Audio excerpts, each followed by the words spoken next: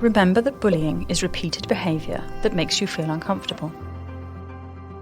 The following video explains the effects that bullying can have on the workplace, employees, and their families.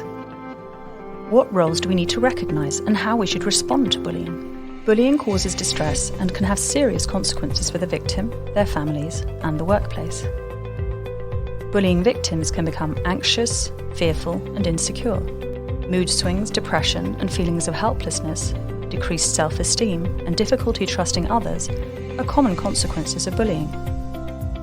Many victims isolate themselves, suffer insomnia and physical symptoms such as muscle pain and headaches. This can often have a negative impact on the victim's work performance. In workplaces where bullying is tolerated, those who witness it may also find themselves experiencing mental and physical symptoms. Family members have also shown the symptoms described above. One of the roles of a manager is to address poor performance or undesirable employee behaviour.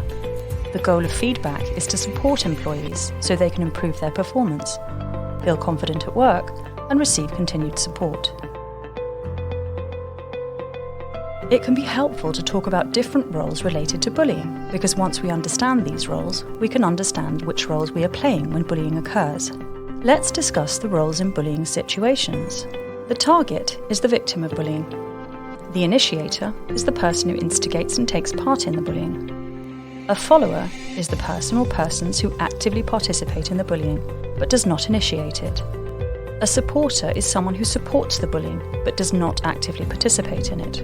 A bystander is someone who witnesses bullying, but is indifferent towards it. The potential defender is someone who is against the bullying and feels compelled to help, but does not do so. And finally, the defender is someone who is against the bullying and helps or tries to help the victim. Based on the roles we mentioned earlier, we can agree that the most preferable role is that of the so-called defender, the one who helps others. Tolerating bullying in the workplace or neglecting to report it to the appointed responder is unacceptable. Immediate action should be taken when possible. If this is not possible, then record the incident and discuss it with someone. If employees believe that they have been bullied, or if they have witnessed or suspect workplace bullying, then they should seek help from the appropriate responders as soon as possible. Workplaces should ensure that employees know how these responders work. Note that the respondent may also be outside the workplace, such as external service providers. It is the duty of the respondent to respond swiftly and fairly to reports of bullying, and to do so in full consultation and confidentiality with the person reporting the behaviour. Complaints or concerns regarding alleged or possible bullying should also be taken seriously, however small the incident may seem, and regardless of who is involved.